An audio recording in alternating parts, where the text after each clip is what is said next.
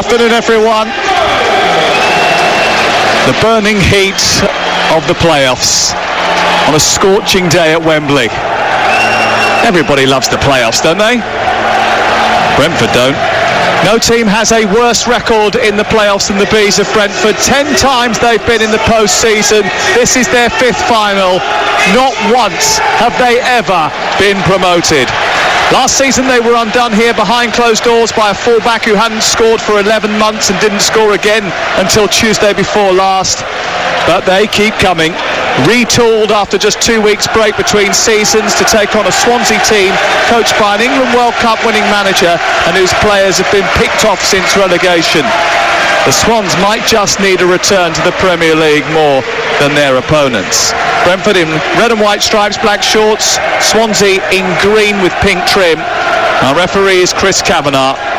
It is a weekend of finals on the TalkSport network. Manchester City and Chelsea clash on the biggest stage of all tonight, live on TalkSport. Tomorrow it's the League One playoff final. Monday it's the League Two playoff final before we get into England's warm-up matches. But first, live and exclusive to national radio, the most lucrative, the most nerve-shredding, domestic game of football anywhere in the world for the right to play in the Premier League. The Championship playoff final from Wembley is live on TalkSport.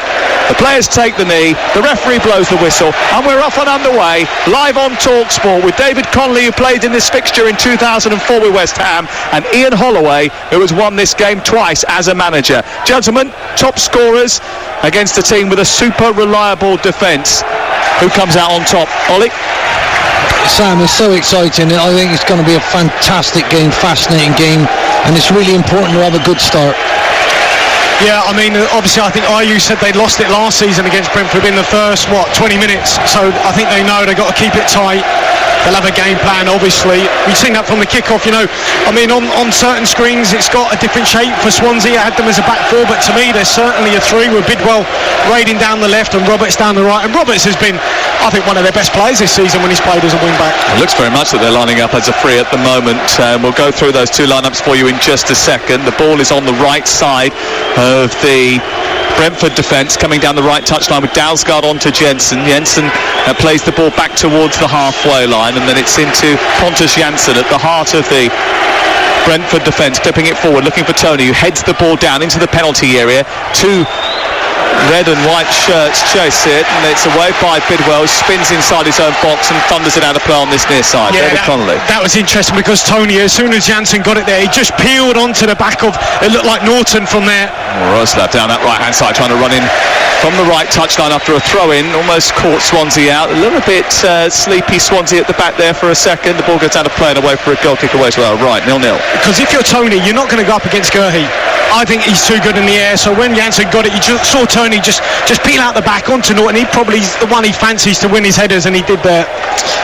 Swansea start with Woodman in goal, Norton, Cabango and Gurhey is the back three, Robertson, Bidwell the wing backs, Fulton and Grimes in the centre of midfield with Howrahan, and then Ayew and Lowe up top.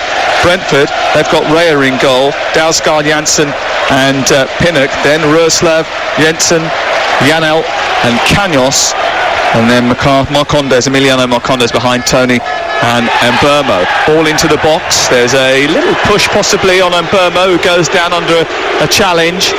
But although Gurhey is running away looking innocent, Chris Kavanagh is already wagging his finger and saying no penalty.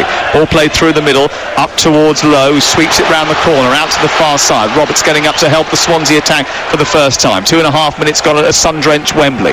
Ball infield, sent towards the left-hand side where it's collected by Howrahan, and then further on to Gurhey, who's just got up halfway inside the Brentford half of the field.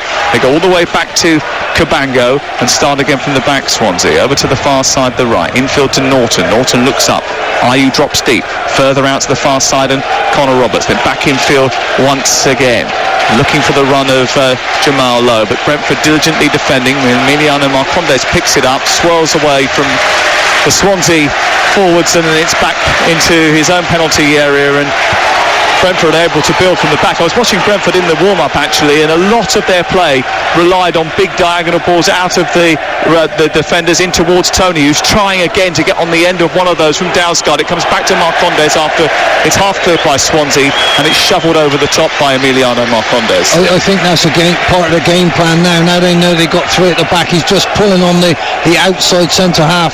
They've got to be really careful, Swansea, about that space with him in it. Yeah, he's always on to Norton, isn't it? He's going to stay away from Gurley. We saw that against Barnsley even when DK came on.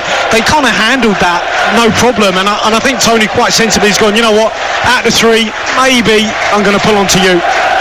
Well, these two aren't local rivals, but they are basically at opposite ends of the same road. That road just happens to be the M4. And Swansea will want to try and play with the ball and be aggressive, but over the course of the season they've also shown that they've got a bit of resilience, and they've had to adapt a little bit when pitches haven't been great. They've had to play 8 games in 31 days, like everybody, 10 games in 31. They've found ways to win, and they've got to find a way to win here against a side who love to play with the ball. Well, they're certainly not Sam and Ollie. They're not going to press high when it goes back to the goalkeeper. They're kind of just letting them have it and then going, right, we're just going to sit off and we're just not going to commit. You're not going to pick us off. I think Brentford are already showing that they're, as a team, they can close better in this shape. Do you know what I mean? Swansea got to find that with their forwards. Grimes, he turned and he went in late, and that might be a bit of a problem for Matt Grimes, who went in over on that far side rather recklessly, and Chris Kavanagh quickly on the scene, and he caught him there, Sam. Caught him badly, yeah. Looks as if it was Sergi Canos who was the victim of that, and the first yellow card of the game is going to be distributed to Matt Grimes of Swansea City, the captain, who scored a terrific goal actually in the game against Barnsley. A terrific touch on the edge of the box and a wonderful finish just inside the area. But that is a yellow card, and he just got hounded, didn't he, and then overran the ball, and he's the first name in the referee's notebook. I think he slipped a bit, Sam. Give him the benefit of the doubt. No benefit of the doubt from Chris Kavanagh, the referee. We have our first booking on the showpiece day here at Wembley. The sun is out high above our head on a cloudless sky. A beautiful sunny afternoon in North London. And there's only 12,000 people inside this stadium, but they're making one hell of a noise. It's up towards Tony, headed away by Norton. Grimes over the halfway line. Pinnock brings it down for Brentford, just in front of that halfway line. Canos tries to continue, blocked by Fulton, and then Grimes tucks it out wide right, and now Roberts looks to progress down the touchline. Just cuts back, decides not to go too far forward, and brings Fulton back into play, and Swansea will try to build from the back with young Ben Cabango at the heart of defence. Out towards the left-hand side, here's Gurhey striding forward, flicks it infield. There's no one in green waiting for that ball, and it's cut out by Janol, who was picked up for £500,000 from the German second division, and he's been basically irreplaceable in that midfield ever since. Here is Jensen trying to steer it forward. Emiliano Marcondes dispossessed. It's Gurhey into Grimes, the captain. Then back to the heart of defence for Swansea once again. 0-0 the score on TalkSport. Well, Swansea know that it's going to be a completely different game to the challenge that they were given by Barnsley with their up and at them direct style, right in your faces. But Steve Cooper, who led England under 17s to World Cup victory, likes to find solutions to problems, and obviously he's had to find one today. Yeah, and I just looked at that little bit of passage of play there from Swansea. When they got it, they just needed Roberts to be a little bit higher in terms of right on the last line, going up against Canos. You fancy Roberts in the air all day long, but it was too deep.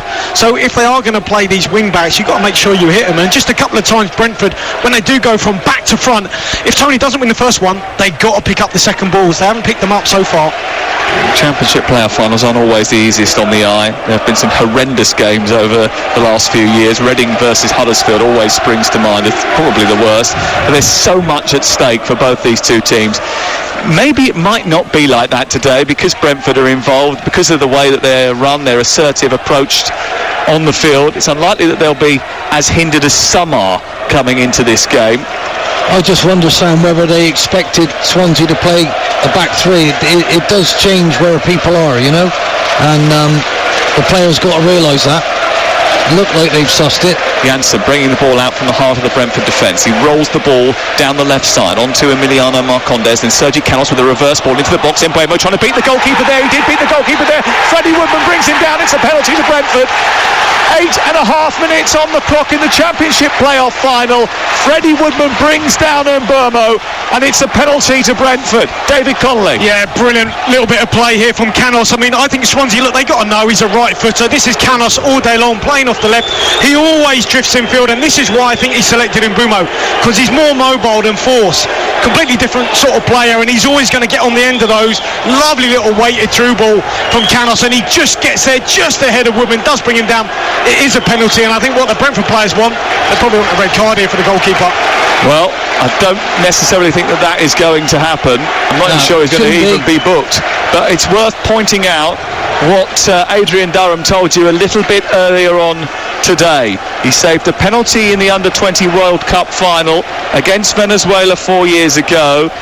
He saved a penalty in the shootout when England won the Under-17 Euros final against Holland in 2014. He saved 2 penalties in a shootout to win an FA Youth Cup tie for Newcastle against Sunderland.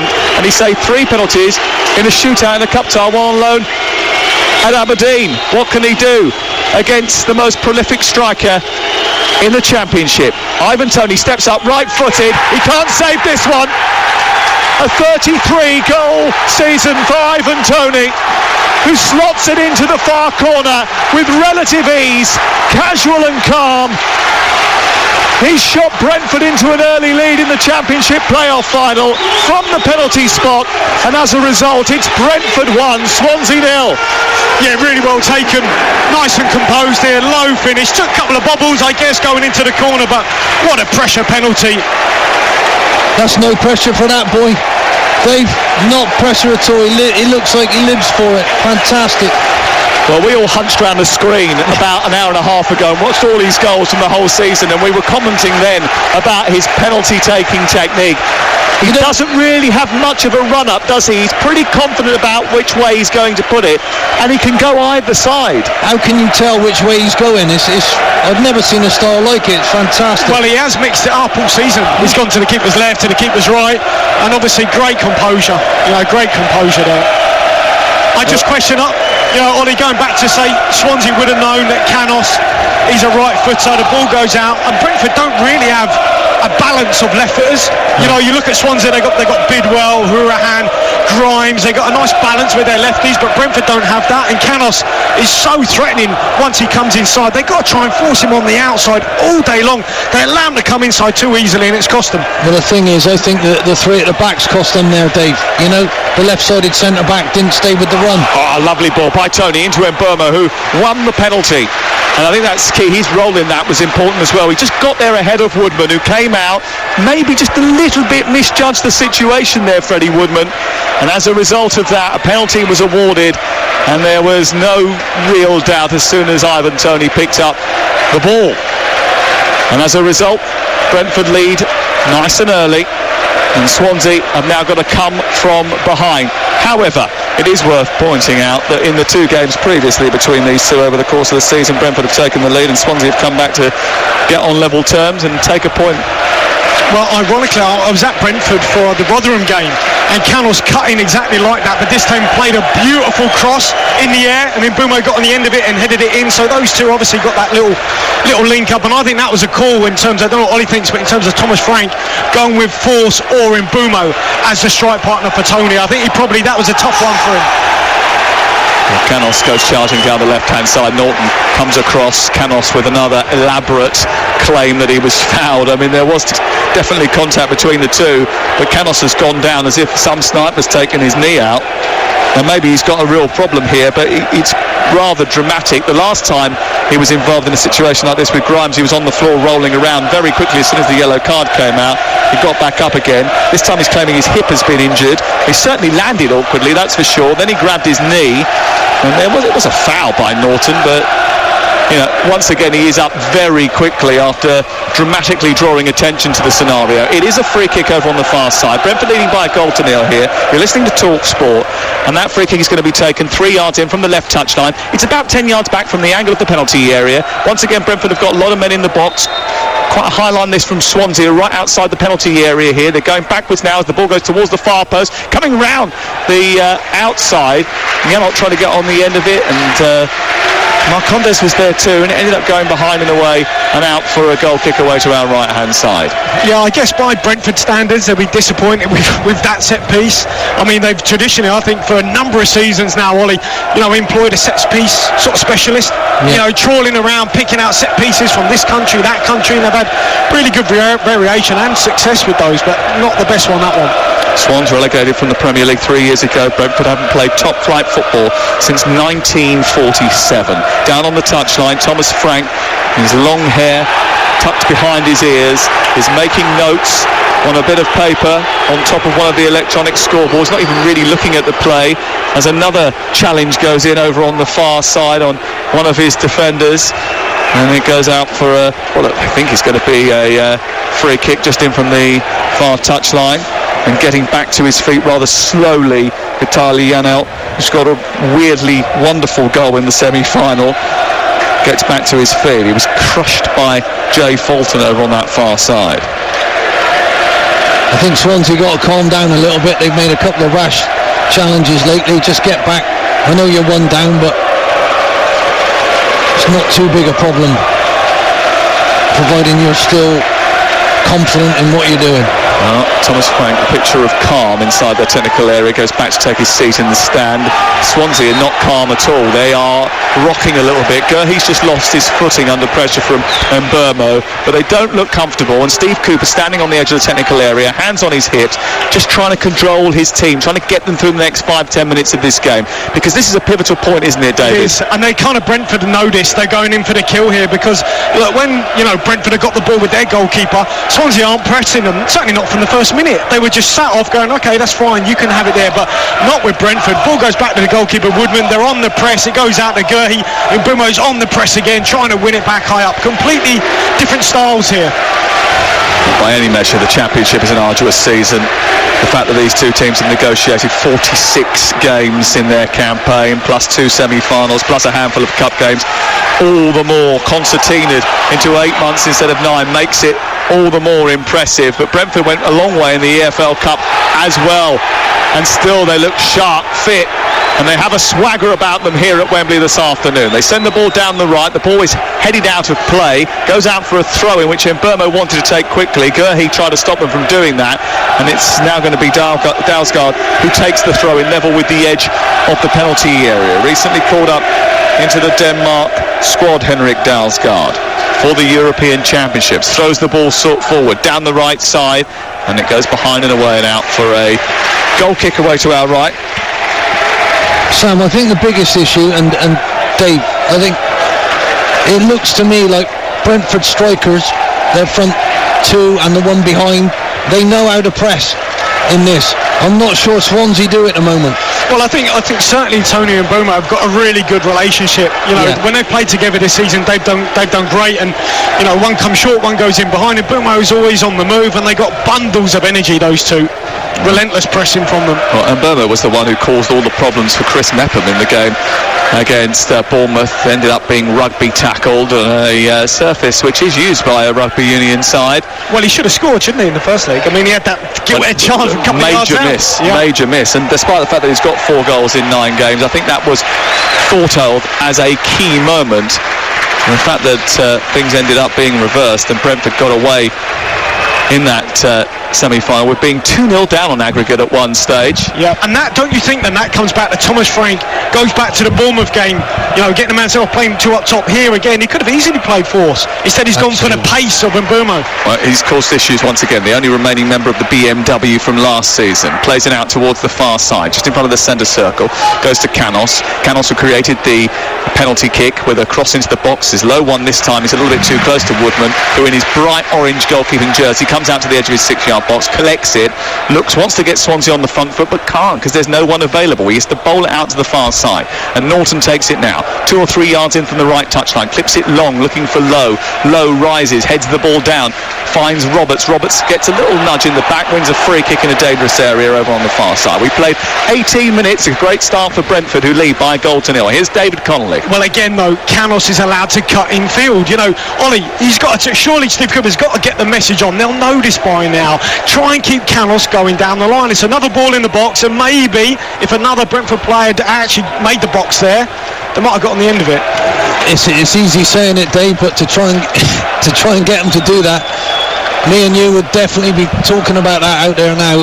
You know, Swansea, are they mature enough back there to deal with it? Free kick into the box. Ivan Toney, who scored the only goal of the game so far, heads it away. Fulton goes across and wins it from Canos, who looked a little bit hesitant there, and Jensen wasn't too happy about it. It goes out for a throw in level with the edge of the penalty area, and it's away for a throw to Swansea. It's having the goal away to our left, and a goal behind here in this playoff final, the Championship playoff final for the right to play in the Premier League. Ayew trying to escape from his marker, wins the ball inside the box, looks to try and turn, gets a bit of space, needs a bit of help. Was he found inside the box? He tried to draw a foul there, it didn't happen, and they've left Mbeumo up on the halfway line, and as the ball's cleared, he's got it, and he's running into the Swansea half. He's got 3 men back to try and beat, but he's got support on the overlap. Roerslev is one of them. Tony's at the back post. Roerslev has played the ball. He sends it back towards the edge of the air. Right-footed shot, 2-0. What a fantastic moment that is.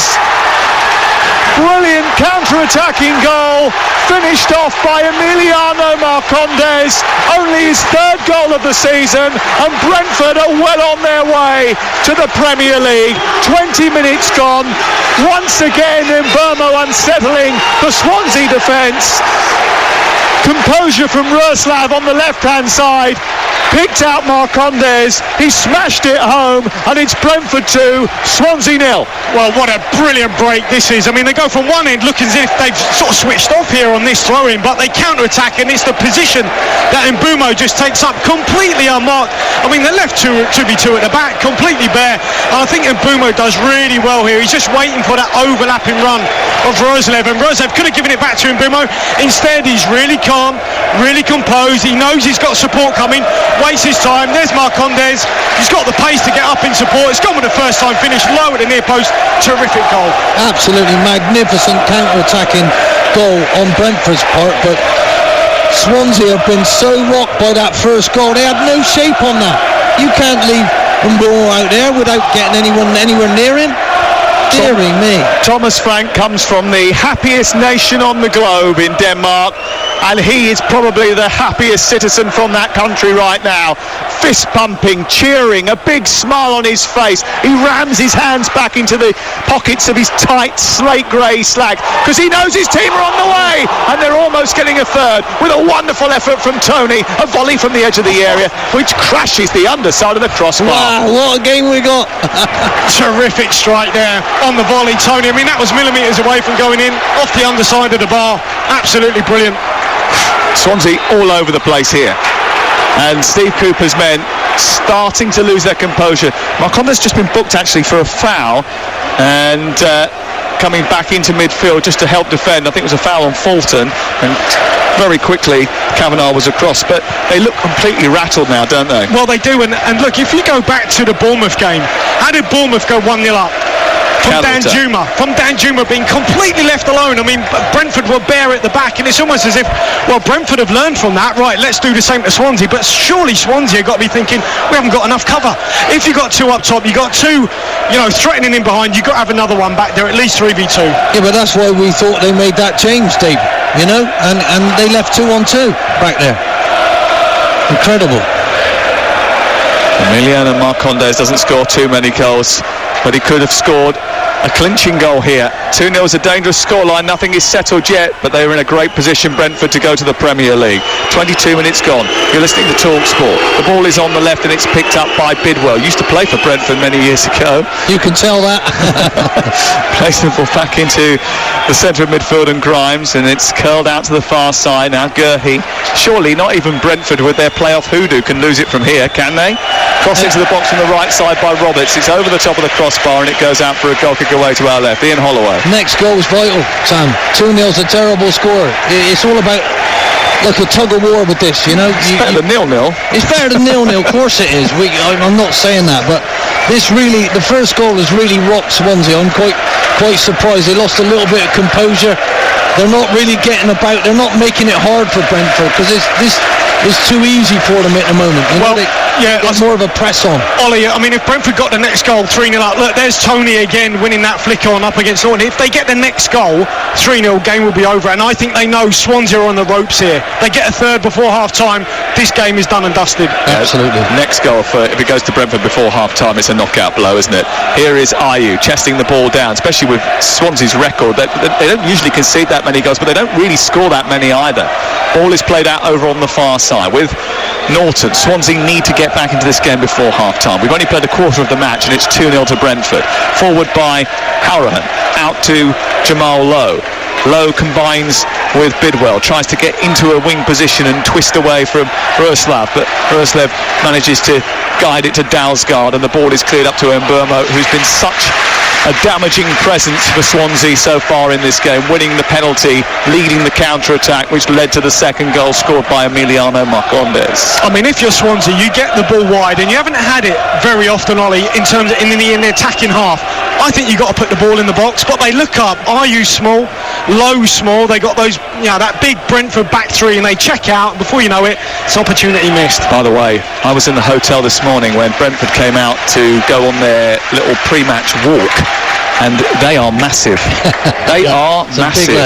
There's some huge physical players in that back line, and even Tony as well. There's some huge players in that team. Well, that's why they keep checking out Swansea rather than putting the ball in the box. Yeah, they got a real good shape about them now. Kabanga. They're used to this position. Look at their structure. Very, very impressive at the moment. Grimes back to Fulton. Fulton low ball towards the edge of the area. Roberts out wide, and it's picked up by Ayew now. Ayew tries to get the cross in. It's blocked by Pinnock, and it's out for a throw-in down the side of the Brentford penalty area. 2-0 to Brentford on TalkSport. Remember, tomorrow we've got live coverage of the League One playoff final. Blackpool in action against Lincoln City tonight from 6 o'clock. It's live commentary of the game in Porto, Manchester City against Chelsea in the Champions League final. Two English teams doing battle for the biggest prize in club football. That's tonight, 6 o'clock, live on TalkSport. And then Monday we've got the League 2 playoff final on TalkSport 2 for you as well. Well, just going back to Swansea there, I mean, if they're not going to put the ball in the box, they've got to really work on their possession game, and it keeps breaking down. But what Brentford did there, that was a carbon copy of their second goal. They had a throw-in against, but where was Mbeumo? He wasn't up top that time because they're 2-0 up. He dropped back in and gone, there you go. We're just going to put another body behind the ball, and that's your game management. Knowing you're 2-0 up, you don't need to take the same chance now. Well, Brentford suffered great heartache last season. They should have gone up automatically, but crumbled towards the end of the season and carried that into the playoffs. And despite beating Swansea, beating Swansea in the semi-finals, they really didn't turn up in the final against Fulham last year. They've turned up today, all right. They've played some excellent football so far, and they are in a great position in this Championship playoff final. An opportunity for them to not only get promotion to the Premier League, but shake off that playoff promotion hoodoo. This is their 10th playoff campaign. They have never, ever been promoted. So much heartache, so many memories of hopes being dashed on the steps of Wembley, at the old Wembley, at the new Wembley, at the Millennium Stadium. And they've given the ball away, Swansea, once again, and they've given away a free kick as a result of trying to win it back after a mistake by Grimes in midfield. Norton this time the guilty party, and it is a Brentford free kick midway inside the Swansea half of the field over on the left-hand side, and they've yet to recover their faculties, David. No, I mean, Canos is just too quick. I mean, they've been so sharp. You've got to say Brentford on the ball. Really, I mean, their movement and obviously pressing high on the front foot, just getting any little nick on the ball. And at this moment in time, Swansea, they look a little bit slow, don't they, Ollie? It's everywhere. I got to be honest. When Brentford's centre-halves have the ball, Swansea got a major problem. They've got a midfield player sitting off Yano, and they can't get to them. So, for me, they lack that structure. This is not what their manager wants. And Mbeumo standing over the free kick. Pinnock inside the area, Tony inside the area. They've just dropped out to the edge of the box now. Swansea once again holding that rather high line as it's delivered towards the far post. Headed back across the face of goal by Pontus Jansson. Headed away again by Fulton. Whipped into the box looking for Tony. Oh, there was a collision inside the box there. And Pinnock ended up fouling Andre Ayew rather than the other way around, and the free kick is given to Swansea away to our right hand side. So we've played 28 minutes of the Championship playoff final. So far so good for Brentford. They come into this game in good form, didn't they? Having switched to a back three in April, they've suffered only one defeat in 9 since then, conceded just 4 goals. And when you bear in mind that ratio, the fact that they've been keeping teams out as well, the idea of them inviting Swansea back into this game seems a far-fetched idea. It does at the moment. You know, if you're a betting man, you wouldn't bet against this right now at all, because Brentford look really, really comfortable, and Swansea they're not using that back three how they need to get out comfortably, you know. So I think this comes back to the playoff semi-final second leg. We said to Aid at the start, I think that's why Thomas Frank got into such a frenzy, because I think he knew, as I said at the start, whoever they played, Swansea or Barnsley, I think Thomas, he just fancied they were going to win it, and look, the job could be done. One more goal here and it's certainly over. Well, he was the one who was dismissing yesterday any idea of some sort of hoodoo. He was like, nah, it's nothing. That'd be ridiculous. It's a different game, different team, different players. Well, 6 who start today started last year's final. Fouled by Pinnock, gives away a free kick midway inside the Brentford half, just right of centre. Swansea very keen to get on with it quickly. Hourahan runs over, collects the ball, wants to restart things now, rather neatly and fast, but Chris Kavanagh's not having any of that. And Cabango's come up from the back. Gurhi's come up from the back. They'll need that height because there isn't much of it in terms of the forward line in Lowe and Andre Ayew, the veteran whose contract runs out at the end of the season. Jamal Lowe, who joined from Wigan in the summer, played every single game in the Championship this campaign. 6 years ago, he was a PE teacher. And his team are getting a bit of a lesson so far. It's 2-0 to Brentford. Ball is out over on the far side, and it's a free kick that's just sent towards the edge of the box. Tony heads the ball away, and then Mbeumo looks to try and speed once again, but this time Hourahan manages to get it back to the halfway line. Norton sends it left and then forward by Bidwell, but it comes back towards Mbeumo, and then Mbeumo goes up with Norton. Norton thinks that he's got the ball there. Mbeumo was claiming for a foul, so were the Brentford fans, but referee Chris Kavanagh having none of it. You're listening to TalkSport, half an hour played in the richest game in football, and it's Brentford at the moment who are eyeing up the £180 million bounty. They lead by 2-0. All round the corner, down the right by Grimes. Roberts is chasing, might get in behind here. Good covering that by Canos, and I think Pontus Jansson did really well just to keep his composure and be calm. Yeah, absolutely, but Canos is quick. He just made up the grounds there, used all his pace. But I mean, all the talk is obviously about the front unit, but Ollie, when that ball goes back, say Tony headed that clear there, look how quickly that Brentford back line got up the pitch. So suddenly Bidwell's playing a ball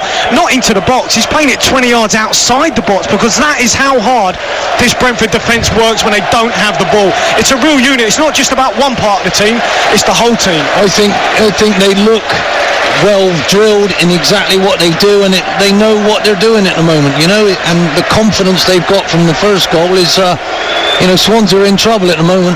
Ball launching towards the near post from the throw-in over on the far side by Roberts, headed straight out again and away for another throw. And again, they want to get on with it quickly, Swansea, because they know that it's important they get the next goal in this game, otherwise it's going to run away from them. In fact, it might have already done so. Ball is over on the far side by the corner flag. Canos gets it low but higher up the field towards Mbeumo, holds on to it. Canos goes over in a challenge, the ball spills out into midfield. It's a right wing cross which bounces out of play, and Fulton's effort deflected behind and away for the corner. It's the first corner of the game for Swansea City, who trail here by 2-0. Yeah, they just got to make sure, unlike the free kick, they beat the first man. You know, there'll be Ivan Toney in there, near post zone, brilliant in both boxes. They've got to get it at least up and over him. There's a bit of coming together there between Fulton and Sergi Canos. Four heads kissing I'm not entirely sure whether or not the referee spotted that. The ball is in towards the near post, punched away by David Raya. Had a difficult playoff final last year. Back out to Howrahan, who's crossing to the box, is blocked by the first man in Mbermo, and it goes out and away for a throw. Quickly taken, Roberts has it, down by the byline, into the box. Oh, it's just behind Lowe, sticks out a foot, and it sneaked through the other side of the box, and it comes back to Bidwell, who's crossing to the area. It's flicked on by Ayew, and then nudged behind under no real pressure by Canos inside the 6-yard box. Well, this is a little bit clumsy here from Ivan Toney as this ball comes in from Bidwell. I mean, he clatters into the back of Ayew, gets a little flick on it, and that was clumsy. I mean, Ayew's on the ground pleading and saying, well, that was a foul, and I'm probably inclined to agree. Well, he wanted a penalty. The referee said no. And there's no VAR involved today, which pleased Adrian Durham, I know. No end. I don't know whether or not it's going to please Andre Ayew at that particular moment. I don't want to upset anybody at home, but for us neutrals, we need a goal from Swansea now, then we'll have a right game on our hands. 34 minutes gone. Ball swung in from the left-hand side. It's deep and high, and it's easily plucked out of the sky by the yellow-clad David Raya, the Spanish goalkeeper, who stretches his arms into the sky and pours it into his chest. Not a particularly good corner. Yeah, nice clean hands. Really good clean hands there from the goalkeeper. Look at the lack of shape here from Swansea. I can't believe it, Dave. Yeah, I mean, look at look at the pressure. Where's the pressure on the ball? But Ollie, that was from the first minute. Yeah. That was their game plan, just to sit off a little bit and don't let Brentford pick us off. But what they have with Toney, that maybe they didn't have with Watkins, as we were discussing at the start, that ability to go from back to front. Yeah. And add Mbumo to that, who's got the pace to run in behind, and he can hold it up as well. He can link it, he can manipulate the ball. It just gives them another outlook. And as I said, that first game of the season against Wycombe, they didn't really know what they had on their hands, but boy, they do now. Brentford at the moment on course to be playing in the Premier League. The first time they'll be playing top flight football in 74 years. And at Swansea, look, it's not been easy for them. We mentioned how many of the players Brentford have managed to keep hold of since last season. So they've got the opportunity to go again. Swansea have had players picked off over the course of the last couple of years since they've been relegated. A lot of people, I think, on the outside think that, you know, they've got a bit of a bigger budget than they actually have. If you look at Steve Cooper's time in charge, you could argue that even getting to the playoff final itself is against the odds. They've lost Selina, Rodon, Dan James, Peterson, McBurney. It's probably £60 million worth of players over that period. And that's where you got to obviously use your contact books like you did with Gurhey, you know, Conor Gallagher coming in and Conor Hourihane, etc. But you know, they've still got the legacy of some of those Premier League players. But what another flick on there from Toney. Trying to get on the end of a David Raya goal kick, looking for Mbermo, didn't reach it this time. It's clear to the halfway line. Swansea have the ball. Ayew chasing over on the far side, trying to keep it in. Fulton continues his run. Across comes Ethan Pinnock, and there's a bit of a word in the ear of the assistant on the far side from Pontus Jansson, who's not entirely happy with Sean Macielis, who is the assistant over on the far side today. 10 minutes to go before half-time. You're listening to Talk Sport. Ball sent down the right once again. Pinnock rises, heads the ball out of play. You forget last year as well, they had help from Ryan Brewster and Conor Gallagher, who they had on loan, Swansea. They got 10 more points this year than they did last year. The more remarkable, bearing in mind that they only won 3 of their first 11 matches. They really did get off to a rotten start. And they got off to a rotten start in this game as well. They conceded a penalty inside the first 11 minutes of the game, and then Emiliano Marcondes compounded their misery with a second goal for Brentford after the 20-minute mark. And as a result, it's 2-0 to the Bees, and Swansea need to find a way back into this encounter. They're trailing by 2-0. Here is Howrahan on the halfway line. Back to the halfway line to Gurhey. Gurhey across the back 4 now and sends it wide towards Carl Norton, just right of the centre circle. The ball is at the feet of Fulton, and then infield to Matt Grimes, wearing his long-sleeved away shirt that Swansea are sporting this afternoon, which is a very light green, almost blue jersey with pink trim and lots of pink activity on the front. Not enough activity up front for Swansea City today as Jamal Lowe is beaten to the ball by Dalsgaard, and it's out for a throw-in on this near side. Yeah, I mean, I think, look, Brentford can afford to be aggressive with the likes of Lowe and Ayew, whereas, you know, Swansea can't. They've tried that with Tony, and it obviously sticks with him, where it's not really sticking with Swansea. Well, they haven't had a striker all season, Swansea, really. And one of the things that Steve Cooper was talking about in the week was actually, do you know what, maybe if we'd stretched the boat out a little bit more, pushed it out a little bit more. Here's Fulton, though, from distance, striking straight into the body of Pinnock, who got out to meet him, and it's cleared away to the halfway line. Swansea having a bit of a spell of possession here. I think if they had got a striker in January, Steve Cooper feels as if they might have been able to have a bit more of a push. That was certainly a thrust forward by Cabango, but it was overhit, and it goes out for a goal kick away to our left. Here are the statistics so far in the game. 56% possession for Swansea City, but they haven't had a single goal attempt, a single shot on goal, off goal, or a block shot. Whereas already in the game, leading by 2-0, Brentford have had 4 attempts on goal, 2 of those on target, and they've already hit the back of the net. Here's Ian Holloway. And they hit the bar. I feel Swansea look like they're shell-shocked. No one's playing anything like they normally can, David, are they? No one's having a good game at the moment. No, they just need to get into half-time. 2-0 will do them, I think. Tony onto Mbeumo, then tries to send the ball centrally. It's over the head of Woodman and beats him. Looks like it took a deflection on the way through and goes out for a corner away to the right-hand side. It's the first Brentford corner of the afternoon. It's 2-0 to Brentford. Well, look, there's more players on the pitch than Ivan Toney, but we keep coming back to this. What they've got in their locker now, which they didn't, Brentford, is if they want to go from back to front, he'll go up there and he'll flick it on, you know, and they'll retain possession. And for one long ball there, he won the flick on. Mbeumo gets across and gets a little deflection. They go from their own 6-yard box. Now they've got a throw almost in line with the opposition 6-yard box, just because they've got Tony in the team. And none of the back players have got any pressure on them, Dave. You know? Yeah, exactly. Yeah, but that was from the first minute. Yeah. You know? And this corner to be taken by Mbeumo on this near touchline. And Tony just starting by the penalty spot here, but they've got numbers inside the box, and Mbeumo's delivery is right towards Tony, who tried an acrobatic volley, comes out to the edge of the area. Oh, it's certainly hit a hand inside the area. Now the referee has spotted something else and given a free kick in favour of Swansea, but boy, there's no doubt it did pop up and hit a hand inside the area. I don't think there's much debate about that, is there? Well, I don't know whether he feels Tony made a little foul here as he's just trying to get his shot off, but... Oh, dearie me, that's a blatant handball, isn't it? I don't... Yeah, but he's obviously giving it for a foul. Maybe, is it from I think Tony? It's a foul. A high boot, maybe? I don't know. High boot earlier on in the move on Norton by Tony, and then the handball subsequently, which I think was from Hourahan, who was inside the area. Didn't count, yeah. Didn't count as a result, as it was part of what happened in the aftermath, but it was a blatant handball.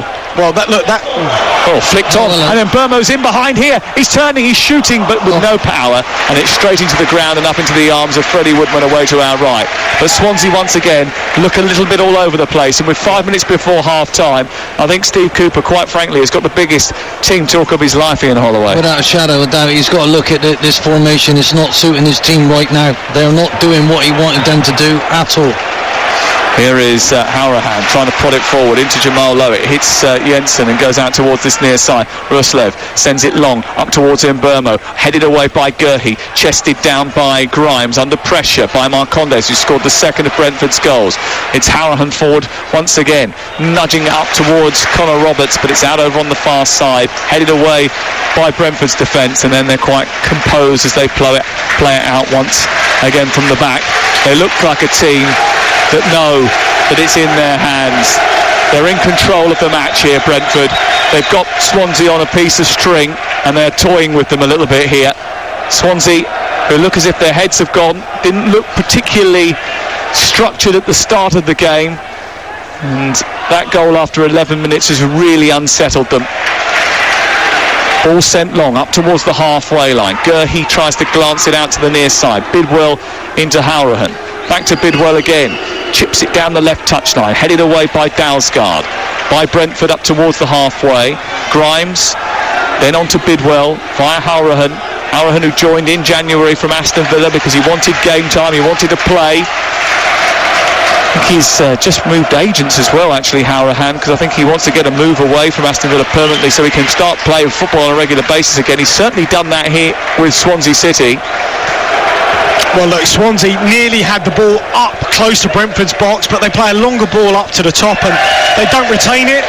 You know why? Because it's got to be really precise. They don't have the players up there maybe to make something of physicality to cope with what that Brentford backline is. So they check out, go back to their defence, 2 passes later, back with their goalkeeper. He's got nothing else on, kicks it out of play. Well, these two met in last year's semi-finals, but I know that there was no talk of revenge on the agenda from Swansea. They were all about just getting back to the Premier League. That had been the mantra in the dressing room, but that dream of getting back to the top flight after relegation in 2018 looks a distant dream now. Trying to realise that will require some powers of recovery. And they've only got 2.5 minutes left of this first half, and they're 2-0 down. Goals from Tony and Marcondes have put Brentford in a commanding position here live on Talk Sport. David Connolly and Ian Holloway alongside me, Sam Matterface, here at the richest game in domestic football. Ball played out towards the right-hand side, and Swansea have possession with Carl Norton, the experienced defender who is part of a back three today, the former Tottenham Hotspur man. But again, there's no real outlet for them, so they've had to go all the way back to their goalkeeper once more. Yeah, look at that Brentford back line. As soon as they go back to the goalkeeper, the back line is up on the halfway line, just compresses that play. They win the header, now they picked it up, and it's just really good unit work, and obviously what they've worked on the training ground. A little bit late by Fulton on Tony, but the referee has allowed it to go, and Hourahan's picked it up for Swansea midway inside opposition territory. It's back to Fulton once again. Now Grimes. They need someone to make something happen here. Swansea City. Bidwell's got it, left touchline, down towards Hourahan it goes. The Irishman turns and tries to thrust it through the legs of Ruslev. It eventually falls to Jamal Lowe, and again they go backwards rather than forwards, Swansea, and they've hardly had any entries into the 18-yard box away to our left-hand side. Every time they get to its perimeter, they check back and have to go to halfway again. Here's Roberts down the right. Again, he gets flicked. That's going to be a free kick right at the end of the first half for Swansea City. Goal now would be interesting. Yeah, I just wonder, maybe someone might take a little. I think Canos might have stood on his foot, maybe. Yeah, I think that's what happened. I think at times they've just got to try and put the ball in there, but they look up and obviously landed the Giants with that Brentford back line. They just don't feel they're going to come out with the ball. I think they're going to need to change. They're going to have to go to a back four, push the full-backs on, take a bit of a gamble. Well, there's no point in not taking a gamble, is there, at this stage of the campaign? They just haven't looked comfortable in this structure against, to be fair, a better team on the day. You have to say that. Brentford have turned up. They look good in every department. Everybody's having a good game, and they look like they know what they're doing. Not over yet. Swansea need something right now. Hourahan taking this free kick, sends it in towards the goalkeeper. Ayew gets up there, hits the top of the crossbar, goes behind, might have taken a deflection. The referee says it didn't, and it's a goal kick away to our left-hand side. It was good delivery in, and actually Ayew got there ahead of David Raya. It went up into the air, landed on top of the crossbar, and goes behind for a goal kick. 2 minutes of added time at the end of the first half here on Talk Sport. Brentford leading by 2-0. Well, I think they obviously don't feel that Raya's handling is quite as accomplished as maybe we've seen so far, because every set piece from Hourahan is just trying to put it on top of Raya and go on, someone get on top of him, make him try and claim a catch or punch it, and we'll pick up that second ball. See, this is to me where the game plan's got to change. You can't let Brentford have it now. You've got to do a high press to try and put them under pressure. But then what they do is that they can just bang it long, and then if they don't win it, they pick up the second ball. So they're kind of stuck between a rock and a hard place at the minute, Swansea. Well, they're definitely in a hard place. They're trailing by 2-0 in the Championship playoff final on Talk Sport. Header forward by Marcondes. Tony trying to wrestle with Gurhey. Just flicks out a hand. It connected with Gurhey. Referee has allowed play on it. Sent down the right side. Kabanga watched it go out of play. It's away for a throw-in. We're into the second minute of 2 added at the end of the first half on Talk Sport. Swansea don't have a great record in the end of season jamboree. They've been promoted twice through the playoffs. This is their 8th campaign. Only in 1988 against Torquay and against Reading in 2011 have they tasted success. They are not going to taste success here unless there is a huge reversal of fortunes. Ball headed on towards Ayew, who flicks it forward. Chasing is Connor Roberts. David Raya comes out and plays the ball out towards the far side. It's a little bit unsettled, and it was a little bit too heavy for Sergi Canos. It goes out for a Swansea throw right at the end of the first half here on Talk Sport. Hourahan forward, cut out by Canos. Not a great ball by him. And Canos then runs towards the halfway line. He needs a bit of support, turns, waits, and just keeps Brentford in possession comfortably, as they have been for most of this first 45 minutes, in control of the game. And there is the first half being brought to a conclusion by Chris Kavanagh. Well, they've had a few goes at this, so they will not believe that they are over the line just yet. But Thomas Frank is 45 minutes away from mending a few broken Brentford hearts.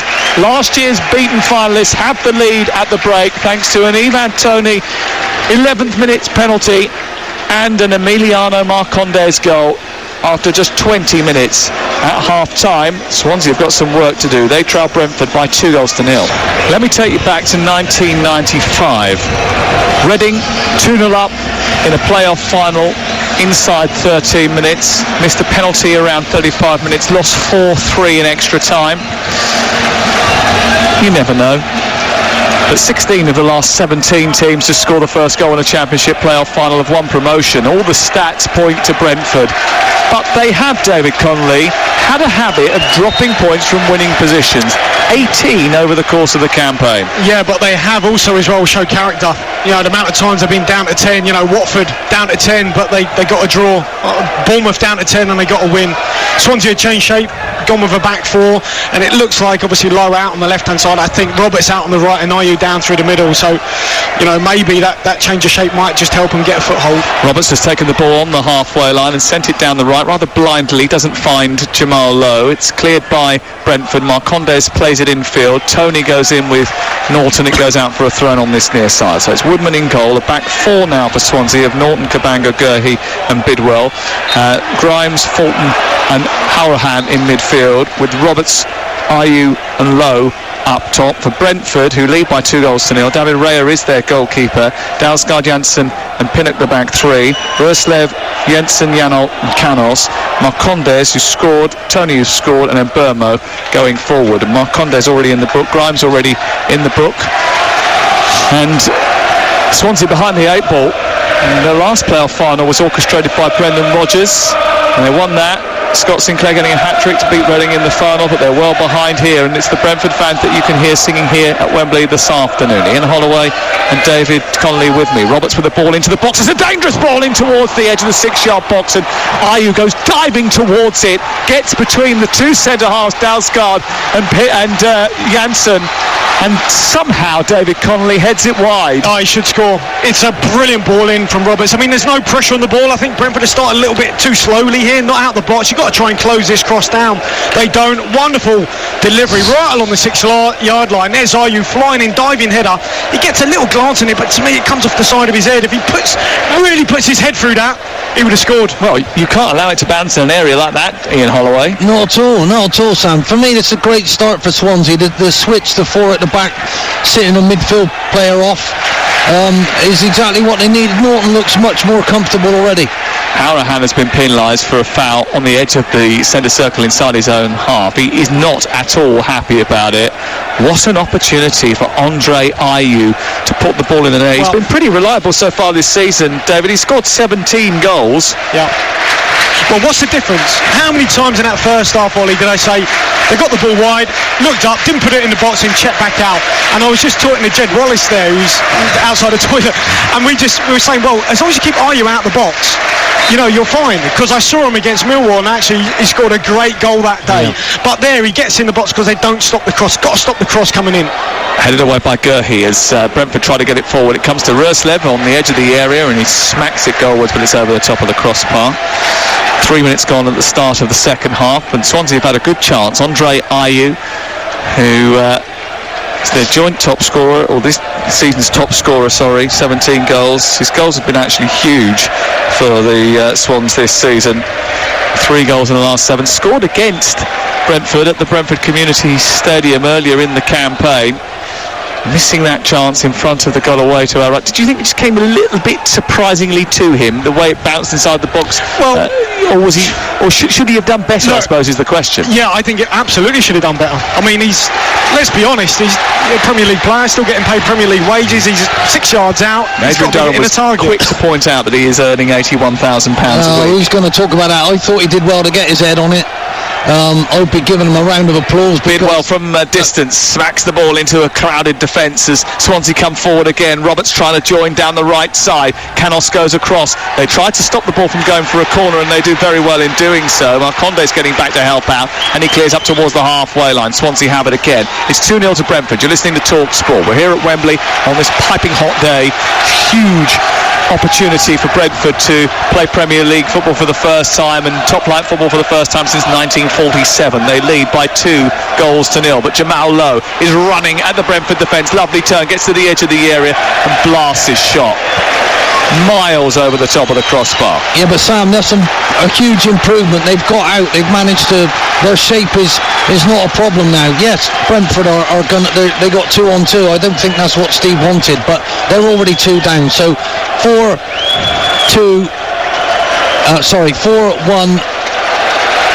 3-2 up front is killing them. Now they got a right good chance. You push 3 up front against a back 5, and they struggle, Dave. You know. There was a moment there where I thought it was on countdown doing the match challenge. Don't go there, Sam. Don't go there. It's 5 minutes gone in the second half. The ball is on the halfway line. It's collected by Hourahan. He sends it forward. Fulton chests it down, turns away from the attentions of Marconde. They're midway inside the Brentford half, and Norton is coming forward here. And Fulton sends it down the right. Did it take a little deflection? Well, no, it didn't. It goes out of play, straight for a goal kick away to our right, and an opportunity for Brentford to take the sting out of the game. I expected to see this from Swansea in the first half, you know? Yeah, I mean, look, they've had a response which they were out early. I'm sure Steve would have said, look, do you know what, that's my fault. I'll take that. I change the shape. I'm responsible. It's not your fault, boys. You go out there, you go and put on a second half performance, make us proud, and try and get back in the game, because 2-0 was never a winning scoreline, and they've started really well. Already they've had at least 2-3 strikes at goal, which they didn't get in the first half. Well, 2-0 could be a winning scoreline if nobody else does anything about it. At the moment, Brentford safe passage through to the Premier League. It's just being questioned by Swansea. Here's Connor Roberts down the right side after Ayew won the ball. Again, Brentford defend well. The ball is centred, headed on by Tony, picked up by Marcondes, flicked out towards Mbermo, robbed by Bidwell, and now Swansea come forward again. He walks into the shade over on the far side, turns it back towards the edge of the penalty area, right in front of a banner, Bidwell, over on that far side, which says welcome back to football, we've missed you, and a big tick that says we're fan ready. And that is something that, you know, the EFL want to be able to continue into next season and ensure that they can get this wonderful, authentic noise back inside football stadiums up and down the country, the lifeblood of football itself. And any of you that have been lucky enough to attend a football match over the last couple of weeks when fans have been allowed in decent numbers into the game will know just how much of a difference it has made. Ayew trying to scoot away from 2 challenges, actually did manage to get away from Janol, and then was pulled back by Chris Kavanagh, and he's frustrated by that. Got to keep your temper. He didn't have that good a touch for a player as good as him at the moment, but you know, there is hope now. We were very doom and gloom, weren't we, in the first half? Was it a foul though? No, get on with it, innit? Listen, some of these referees this season has been terrible, but he's trying his best. Tony heads the ball on. Come on, Sam, you got to chuckle. It's not been a great season for officialdom, I don't think. Well, I don't think it's been that good for the players, really. I think they've made a meal of far too many things. Just get on with it.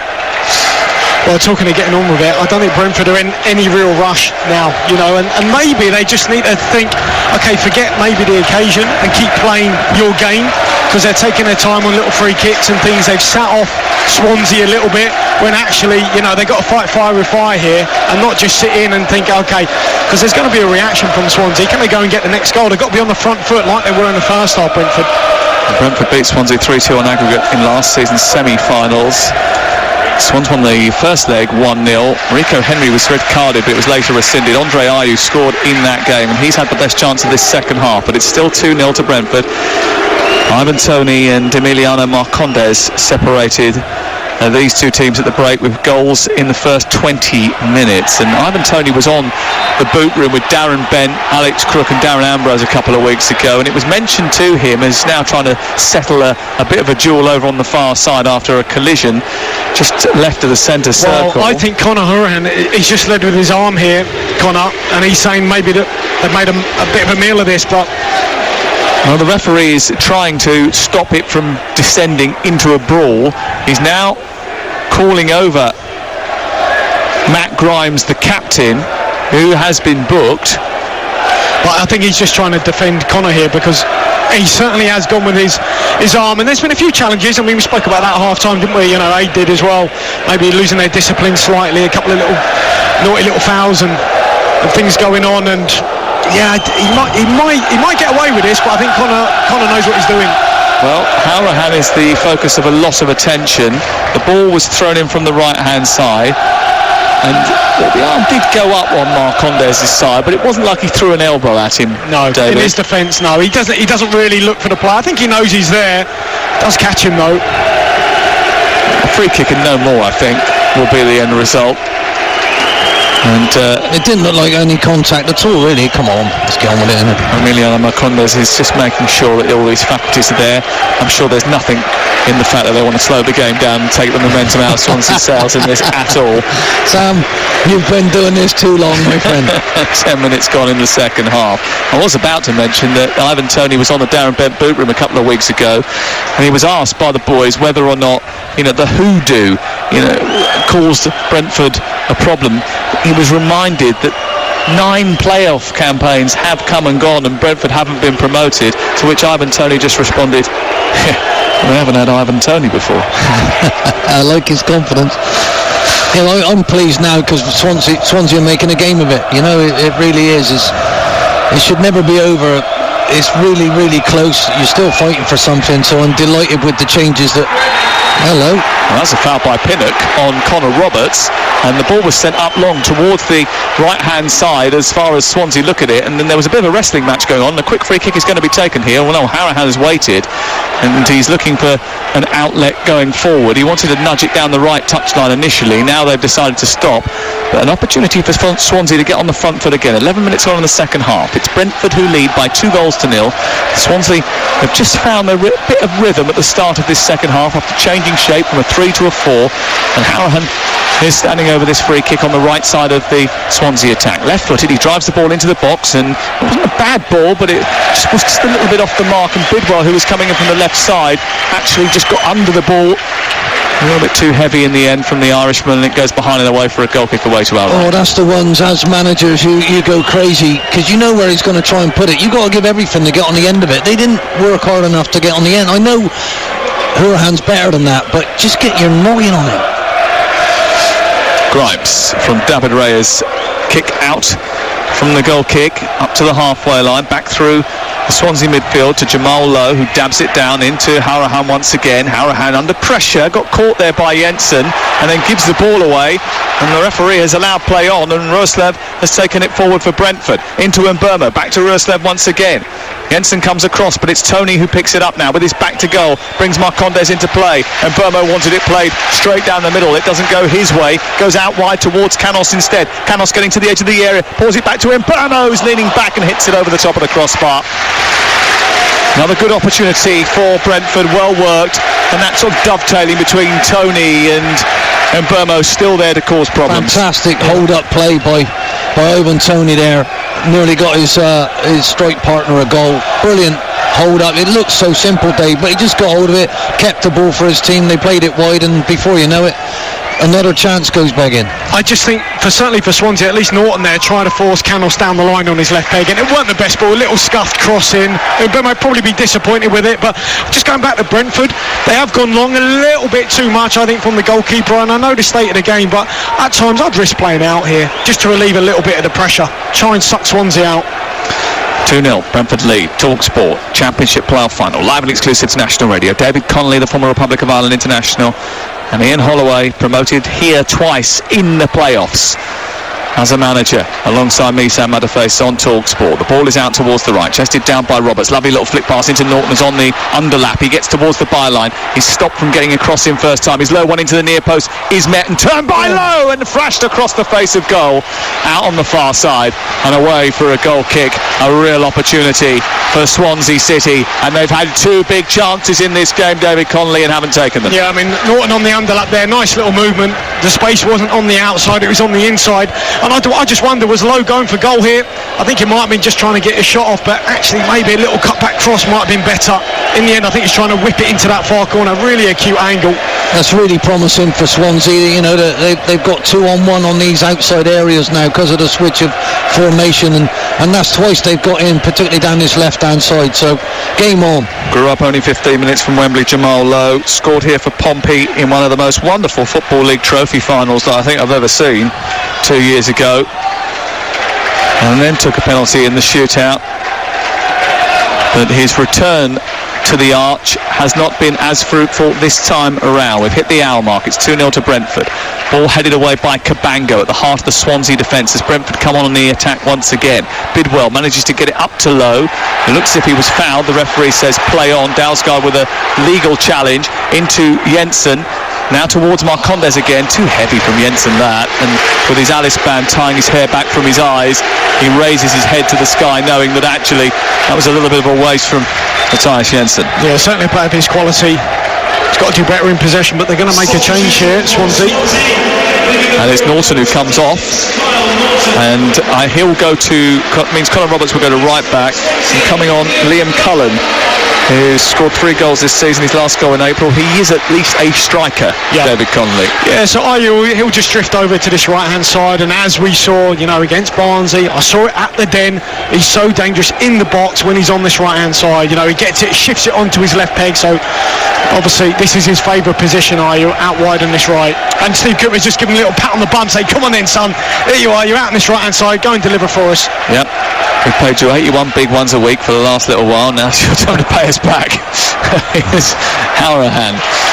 Interception comes from Roeslav, and it's on by Jensen towards the far side. Roeslav now bounding down the right side. He gets towards the edge of the area, takes on the defender, goes past Bidwell, who just gets a little bit back at him and manages to nudge it behind and away for a corner to Brentford, away to our left-hand side. And those Brentford fans, all 5,000 of them that are here inside the stadium, there's an extra 1,000 tickets made available this week, and they were snapped up immediately. They're all on their feet screaming, trying to suck the ball in for a third time, knowing that if the Bees were to sting once again, this game certainly would be over. Well, I'm delighted we have got a game on our hands, because it looked like it was petering out, but well done to Swansea. They're coming back. This is a huge, whoever gets the next goal now, Sam, it's going to be a huge moment. It's going to be a huge moment. Mbermo is trying to get this cross in. There's a bit of jostling inside the box in towards the near post. It's missed. It always comes through to Janssen. Does come through to Pinnock. He strikes it. It's the defender. Goes behind and away for another corner. Is it his own man, Sam? I think he's blasted it. Is it Janssen? Is it Janssen? Yeah. This was goal bound here, but Janssen's, he's only a couple of yards in front of him, and it's smashed him straight in the face. Those natural instincts of a defender, eh? Getting in the way of his own teammates' effort. Look at this. Ethan Pinnock left-footed straight into the chops of Pontus Jansson. I mean, he's tough. I'm sure he's going to be okay. I mean, we did see in the semis as well, in terms of the changes coming off the bench, that in both games had a real impact on it. Obviously, Swansea made theirs.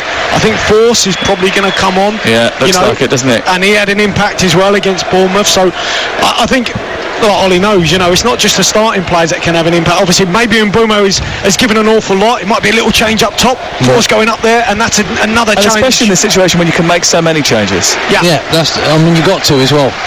I think it's vital. I'm just delighted that Swansea have come out and look like they're having a go, Well, another change taking place. Off comes Hourahan coming off. And Jan Dander is coming on. So that's another change for Swansea City. So Hourahan has finished for the day. Norton finished for the day. And Fours about to receive his final instructions down in front of us? Well, I think if Dander's on, I mean, he loves to play in that sort of number 10 role just off the front, so it might be to have two holders now, Swansea, and it's more like a 4-2-3-1. You know, Cullen down through the middle, and Dander just as that number 10. He's a creative spark maybe that they want to get on the ball now, and I think Connor, he'll be disappointed. I think he didn't have a great game. I think he started really well at Swansea, but his form has kind of faded a little bit just when they needed it most.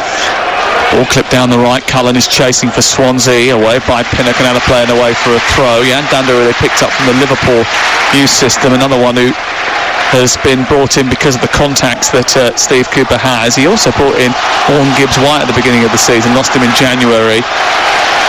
He's got a long throw, Roberts, as well, so this is coming into the box. Just changed the ball as well, and he's stepped up and thrown the ball, launched it, torpedoed it towards the edge of the 6-yard box, away by Pinnock, but comes back to Roberts, who chests it down, tries to take on the fullback, plays it against the defender Canos, and it goes straight out of play and away for a corner kick to Swansea, just upping their game in this second half. 20 minutes gone in the second half, and it's Swansea 0, Brentford 2, but they need a goal and they need one quickly, and they've got a corner on this near side, the right, to be taken by Connor Roberts.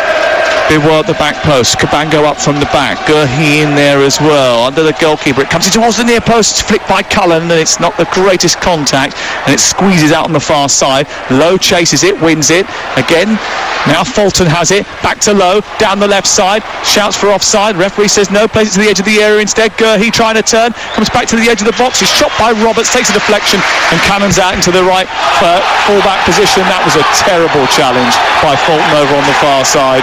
Free kick and a red card. Card, Swansea down to 10 men, and the Swans' day is getting worse and worse by the moment. Deary me, son, what have you done? That's a rash challenge. I mean, what an unnecessary area to do it in. Clueless, needless. I mean, we spoke about that ill discipline. We've seen little moments in the game, and ultimately Steve Cooper, I mean, he's killed his side here because they were in the ascendancy. There was absolutely no need to make a challenge like that. Almost in the corner flag. I mean, Brentford were going nowhere. Jensen was going nowhere. It's a total red card. Yeah, two-footed from behind. I mean, awful challenge. What has he done? He's put his studs on the Achilles of Jensen. Oh no, he's then slipped through. But that's a dangerous. You're endangering the safety of an opponent by doing that. By putting your foot on the Achilles of the defender. And he's lost his foot, and he's apologised for it straight away. David Connolly, red card for you? Absolutely. It's just a follow-through. I mean, look, he has made contact with his foot, and he has slipped, but he's just raised his other leg and just jumped into Jensen. And, I mean, just when they were kind of offering a little glimmer of hope here that they could get back into the game. Ian Holloway, what do you think? Wow. Listen, I thought he accidentally stood on his Achilles. I don't think he meant that, but you know what? It looked a lot worse than it was. I feel for the young lad. But that's it, curtains now. If things have gone totally wrong for Swansea the whole match so far, that's another wow. I mean, I must admit, having looked at the replay, it is more accidental than I think I first thought. However, it did seem a very strange thing to do, to follow through after catching the Achilles. I can understand the first part if you stand on a player's, boot by accident, but wouldn't it naturally lead you to then lunge with the other leg and then basically follow through two-footed from behind? I mean, it's clumsy and absolutely reckless, and especially, look, it's not an isolated incident, is it? Because we've had lots of spicy challenges over the course of the day. And there's been this in terms of last season, so there's been that added spice to this game, even from last season's playoff. So I wouldn't... Here's a question for you. If we had VAR here today, would they have overturned it? No. In my opinion, no. No. But I don't think he did it deliberately. Do you know what I mean? We don't have VAR here today, even though Thomas Frank actually wanted those in the playoffs. And what they got is a Premier League referee, because Jonathan Woodgate wanted one in the semi-final. They didn't get one, but they've got one here. Kavanagh today, and he's made some people might suggest it's a Premier League decision. He's sent off Jay Fulton, but I think it was a real bad mistake, and he could have caused a serious injury to Matthias Jensen. I do actually think he accidentally stood on his Achilles and then he slipped. But there was a strange movement with his other leg. Did he need to raise it like that? Did he mean anything by it? But and all the preparations and plans that Steve Cooper had managed. And Andre Ayew is complaining now about that red card, and Chris Kavanagh has just said he stepped on the back of his Achilles and tried to explain it, given the circumstances surrounding that red card. But it certainly meant that Swansea now, who have changed from a back three to a back four, all on substitutes in Cullen and in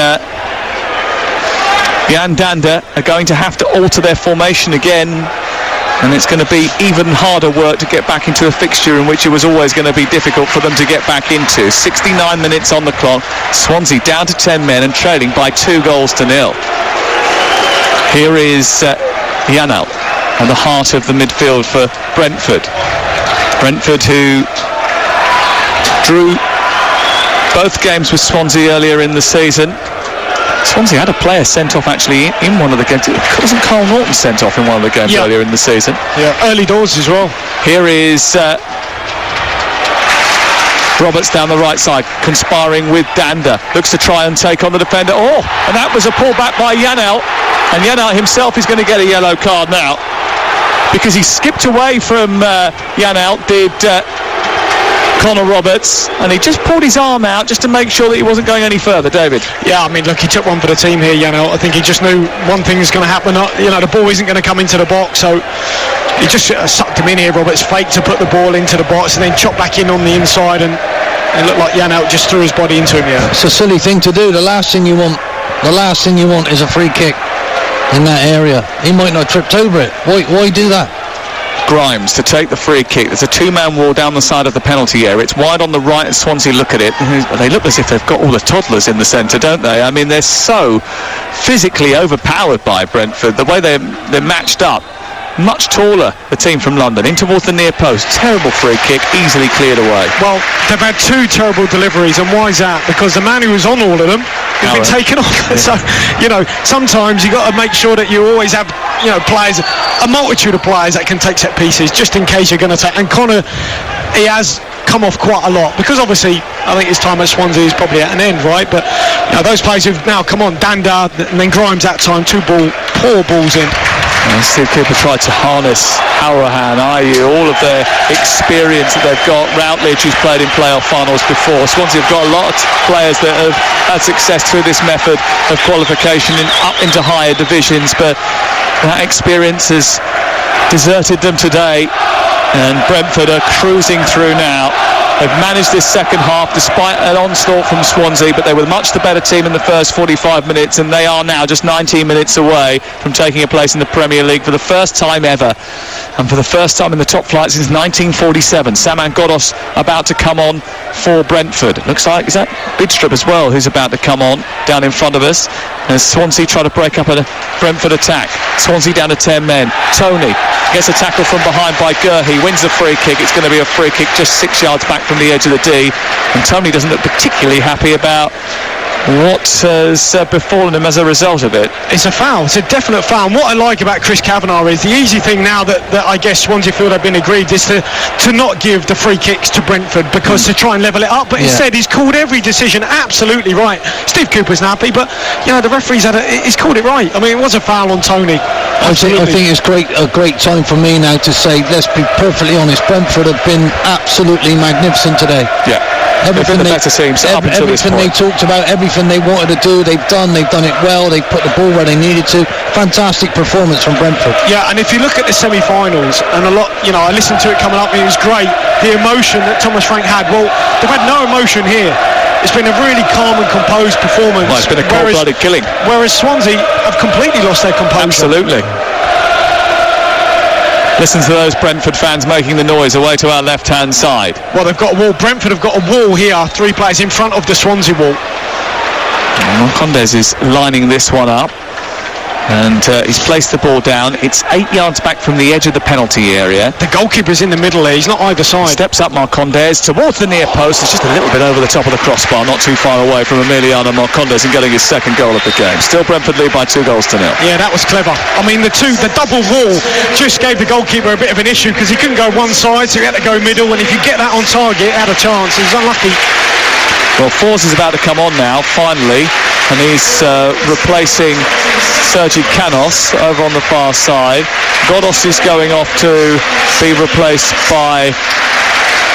Sorry, Godos is coming on to replace Janol, who's turning and taking the applause of all of the Brentford fans like this is the last time we'll ever see him. And he slaps hands with Godos and comes off on this near side, and then embraces Forss, who replaces Canos, and it all seems a little bit celebratory from Brentford, who know they are just moments away now from securing the future of the football club. I mean, it was only in 2014 that Matthew Benham, the owner of a gambling company, took over Brentford. He was a lifelong fan. He'd been actually supporting Bees United, which was the Supporters Trust, for many a year before that, but he wanted more control. He's invested, he's transformed, he's given them a new stadium. He's been controversial in some of his moves by ripping up academies and reserve teams. He's been forward thinking and innovative and used a lot of Danish influence. He actually has an ownership share in a Danish club as well, in FC Midtjylland. He's trying to get them on the right track to success.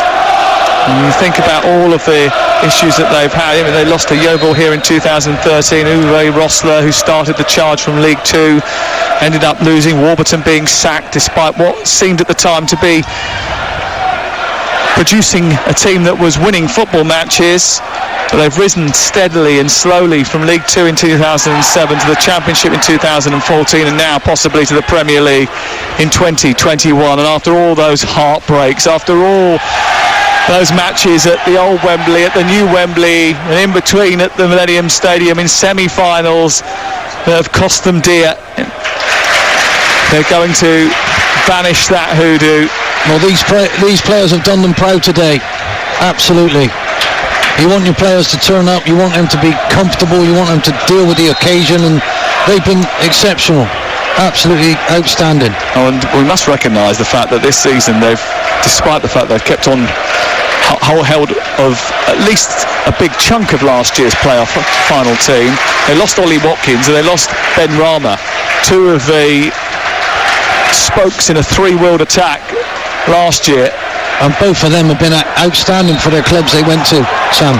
Ball thrown in down the near side, headed away by Cabango, under pressure, free kick given to Swansea. Haven't they? They've gone on and graced the Premier League. It's been brilliant, and he's in the England squad as a result of that. Ben Rama scored his first goal for West Ham recently, and he's helped guide them to the Europa League alongside the rest of that West Ham contingent that has been put together by David Moyes and the rest of his coaching staff. Here, Swansea trying to get the ball forward. Grimes finds Danda, who's deep inside his own territory, needs to get it forward. Brentford not finishing their work yet. 77 on the clock. Talk Sport live at Wembley, and Swansea being beaten here by Brentford by 2-0. Jamal Lowe takes it down, moves towards the corner flag, skips back infield, plays it back towards the left-hand side, across by Bidwell, headed away by Dalsgaard towards the halfway line. And then it's picked up by Grimes and then turned forward into the path of Bidwell. Brentford's back three have been outstanding. Yeah. Absolutely dealt with every single thing. They've made it look easy. I think Dalsgaard's actually had a bit of an injury towards the end of the campaign. Stepped in at centre-back for Norgard when he came across from right-back in the game against Bournemouth. Well, talking of injuries, I mean, Janssen's gone down here, whether he's got a touch of cramp or something's just gone in him, we don't know, but yeah, that back three, and I think Dalsgaard's been really important to that. I mean, he's an excellent, normally he flies forward as well, but he's just given that something else. Norgard would sometimes play as that central one in the back three, he'll build up play, but what they've got there in those three, Pinnock, Janssen, Dalsgaard, three just plays, look, they love to head the ball, don't they? Love to defend, and anytime you're putting a ball in the box today from Swansea, it's got to be bang on the money, otherwise they head it clear. Another pause in play here, as David said. Pontus Janssen's down, getting treatment away to our right hand side. I can tell you that the champion Champions League final is coming up here on TalkSport. Our coverage starts in 1 hour and 24 minutes time. Manchester City take on Chelsea to lift the Big Eared Trophy. Chelsea won it in 2012, their last Champions League final. It's the first ever Champions League final for Manchester City. Pep Guardiola looking to try and win it once again, this time without Lionel Messi in his ranks, but he's got one or two superstars in that team. Just I think slightly. they're all right, aren't they? Manchester City. But waiting for another change, and I think it's going to be Winston Reid who's about to come on loan from West Ham United. Winston Reid, New Zealand international, joined in February. Not a bad sub, is it? Bring on a player like Winston Reid. I played against him a couple of times. He's a brilliant defender, you know. When he's fit, he's fantastic, isn't he? And I've seen him after games, not being selected, doing his running, on his own. He's got his own little programme, whatever. And obviously, I think West Ham fans are hoping that little link up with Ben Rama, Reid coming, that if there was a chance of Tony ever going anywhere, then it might be West Ham, because they've got that little relationship. Look at you. Yeah. You never know. You never know. They're up now, mate. They ain't going anywhere. Yeah, just about to win the £180 million lottery. The ball is cleared up via David Raya towards Ivan Toney, who got the goal scoring started with a penalty after just 11 minutes here at Wembley on what is going to be an historic day for Brentford Football Club. Fours picks it up, runs down the left. He's got Toney in attack with him. He's being blocked by Gurhey. Holds it up really well though, uses his body and edges back into Gurhey. Then lays it off with the right sort of amount of pressure and weight or pass and nous. And although the attack in the end is foiled, his presence, his security when the ball goes up to him has been really important today for Brentford. I think that's a great word you use there, Sam. His presence. He has got a sort of an old Drogba presence, hasn't he? But do you know what? I don't know who said this, and they said he's maybe not easy on the eye. And I thought, okay, what's not easy on the eye about him? To me, he's got a terrific touch. He holds the ball up really well, brings others into play. Yeah, there he's quick. He's causing problems here for Cabango. Just about gets there ahead of Toney and nudges it back to his goalkeeper, David. He's got that obvious physicality, which you can't get away from, but he's got so much else to his game, which is why he's such a terrific centre-forward, He sniffs out chances as well. I mean, a lot of his finishes have come inside the 6-yard box, 8 yards, sort of in that middle of the goal, between the width of the post. He always seems to know where to pop up. He's been found more often than not by the Brentford support, and as a result of that, he has helped himself to 33 goals this season. His penalty taking technique is to be seen, I think, to be believed. He's so casual. Here's Jensen casually going past Danda, finding Toney on the edge of the area. Could finish it here, right-footed towards the far stick, stopped by Bidwell, who turns and knocks it out and away for a corner. Should have scored. I mean, lovely little ball here from Jensen, but he's gone with his instep here, Toney. I think he's a little bit tired. Well, a little bit. He's on his haunches, but if that was Toney, maybe in the 30th minute, one touch to set himself up, I think he would have laced this. Instead, he sort of controlled it really well and just tried to sort of side foot it in, and I think that was the wrong decision there. Go with his laces. I think the cake's cooked. That would just have been the icing. I think he'll be on a beach in around about 36 hours' time. Ivan Toney just well, even if he's tired, chilling out, I think. He hasn't moved much. Replenishing his energies. Every time the ball's gone, he's just made it. Even if he's tired, just stay up there. You'll get hold of it. Bring others into play. Do a job. He's deserved his holiday. Here's the corner, deep towards the far post. Pinnock trying to get there. He's dragged to the floor. Surely. Gurhey was underneath him and the ball, and he seemed to nudge him right underneath his body and into the ground. And Thomas Frank making that point as another change is made by Steve Cooper. And it's Bidwell who comes off, and Ryan Manning who comes on for the final few minutes here at Wembley. Bidwell getting booed by the Brentford supporters. He was at Brentford for a while, grew up with Everton and went to Brentford on loan, ended up signing there permanently. He's moved around a bit since then. He's ended up at Swansea City, and his evening or afternoon is going to be over. I think the hopes of Swansea getting into the Premier League are going to be over as well. We've got 7.5 minutes remaining. Talk Sport. It's Brentford who lead by 2-0, and since that sending off, that momentum that Swansea just started to build up, but they knocked at the door. They had two good chances, Lowe turning and firing wide and Ayew missing a header. Those two chances went begging, and since then there hasn't been much else. Pinched by Fours after being brought down, and a little collision over on the far side, and I think Grimes is going to get away with that. The referee, seeing that Fours has got back to his feet, has allowed play to continue. Here is Ayew twisting away from Tony, running into a congested midfield, tries to lay it off, no one there for him to pick out, and it's very quickly smothered, and as a result Roslev runs down the right hand side and bounds over halfway, looks up, he's got Fours in front of him, still going, then takes a little tap out on the far side, and he's nudged up the ball by Ryan Manning. And it's going to be, there's a little bit of afters there over on the far side. Sean Massey-Ellis, who isn't the biggest, just stepped in front of the two, pushed them aside. And, well done, Sean, well done. Had a bit of a word in the ear of Roslav. Well, it should have been a free kick. I mean, that's what they're saying there, Deshaun. Instead, it's just a throw-in, and certainly that was a foul on Roslav. Thrown in towards Tony, who tries to nudge it down, helps it back towards the edge of the area, struck by Godos, and then it goes up to Ayew, and then there's a free kick given to Swansea just in front of their own penalty area, but Swansea aren't going anywhere fast, and they've struggled to find any sort of attacking intent since going down to 10 men. Jay Fulton sent off for a challenge where he stepped on the back of the Achilles of Matthias Jensen,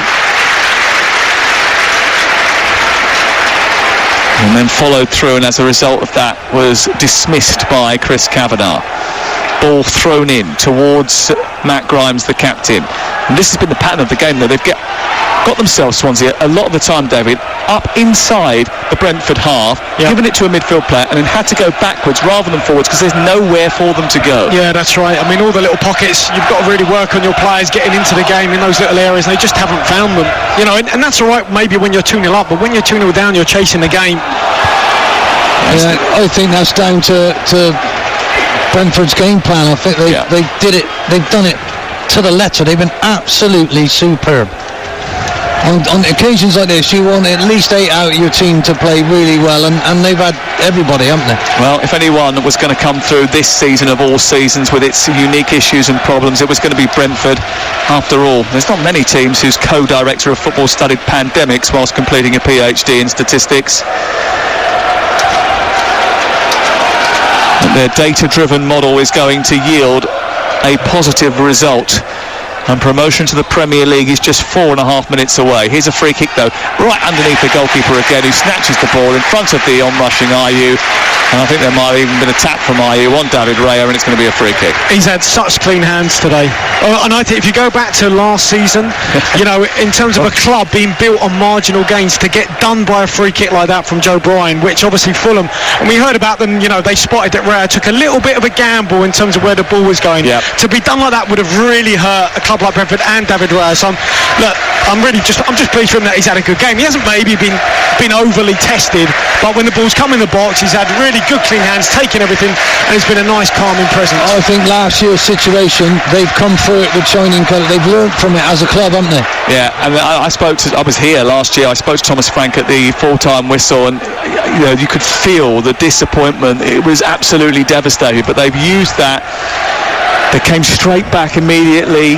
They only had 2 weeks off, and they've done brilliantly to come back in the way that they have. And you know, you could argue that maybe if you've got a goal scorer who scored 33 goals over the course of the season, you should have been promoted automatically. But to get over the line in the playoff final with all of the surrounding issues, and you can say what you want about it being a different team and that history doesn't weigh heavily on the shoulders of the new crop of players like this, but certainly that is a factor for the support and the feeling around the club when you have lost such a final to one of your closest rivals.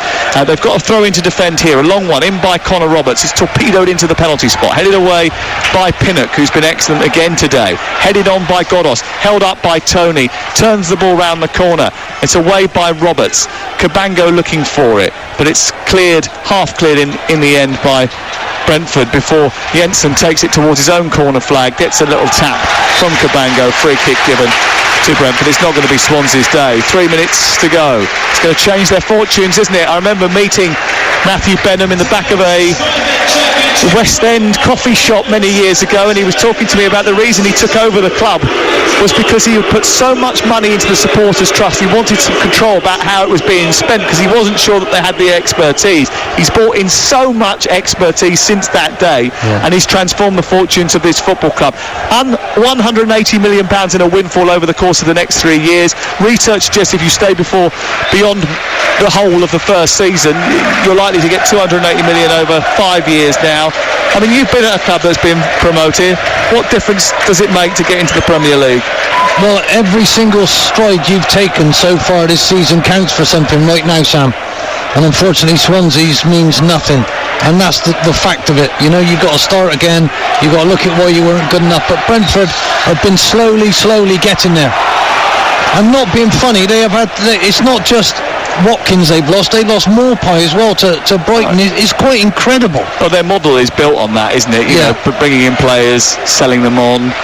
If you don't get there eventually, they're saying we're going to get there eventually, and I'm delighted for them today. They're going to get there eventually, unless in the next 90 seconds Swansea can find 2 goals. They have a free kick in the centre circle, which Woodman was going to take, and then was sent back by Matt Grimes, the captain, who takes over.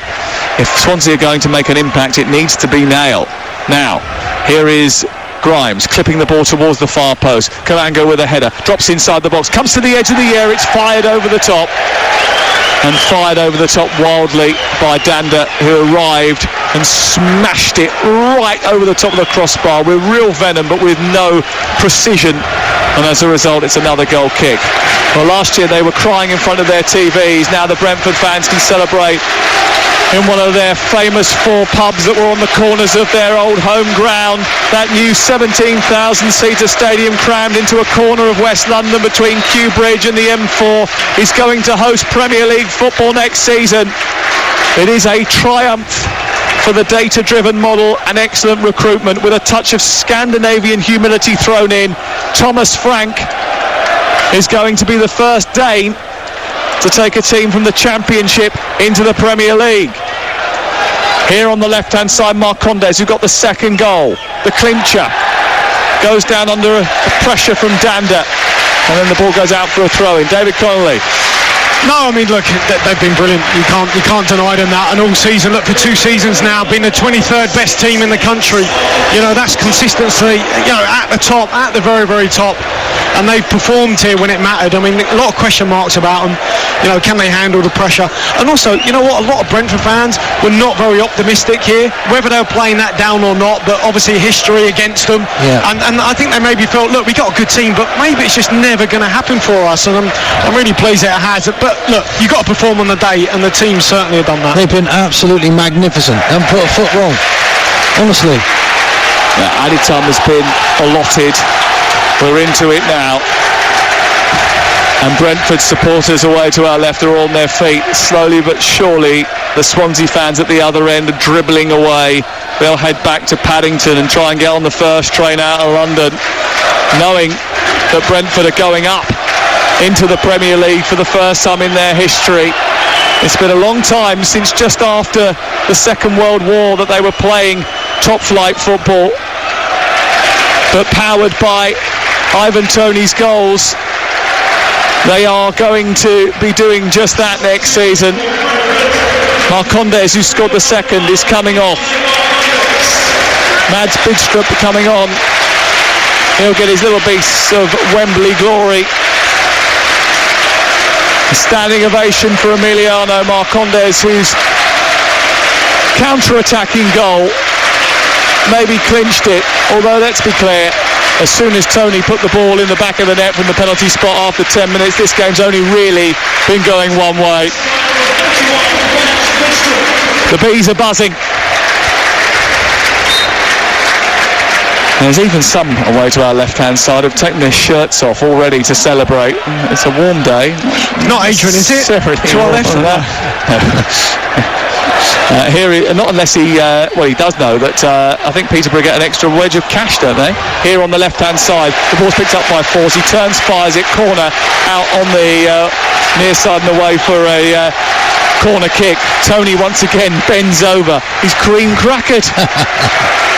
He's absolutely cream crackered. He's earned every right to be like that. One wonderful bit of skill in the corner there with a back heel. Ivan Toney goes over to pick the ball up from the near side. He's telling Brian Mbeumo, don't rush it. I haven't got the legs anymore. I've been running around all afternoon. We're drained, we're finished. Doesn't matter. They're going up to the Premier League. We are going up, we are going up is the cry from the Brentford fans. 5,000 of them that have been allowed into this stadium this afternoon. They've taken it short to Toney, who's flicked it into the area.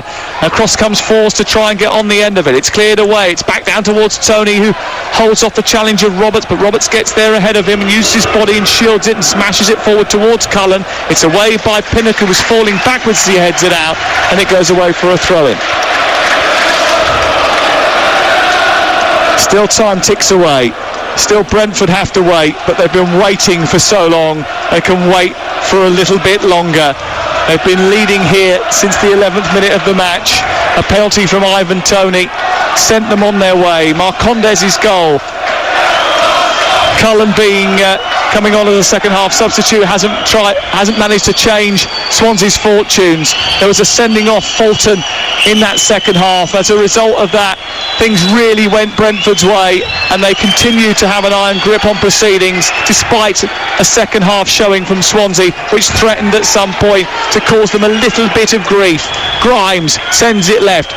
Dander tries to chop it onto his right foot, sends it into the box, headed away by Pinnock up towards the halfway line. The referee checks his watch, which is on his right hand, not for the first time but for the second time, takes the whistle in his hands. It's sent forward towards Jamal Lowe. Lowe shrugs off the challenge of Jensen, plays it towards the edge of the D, turned round the corner, a chance for Cabango to finish. He was offside anyway, but he missed the target. And that really sums up Swansea's afternoon. Chris Kavanagh checks his watch again. A quick question from Matthias Jensen.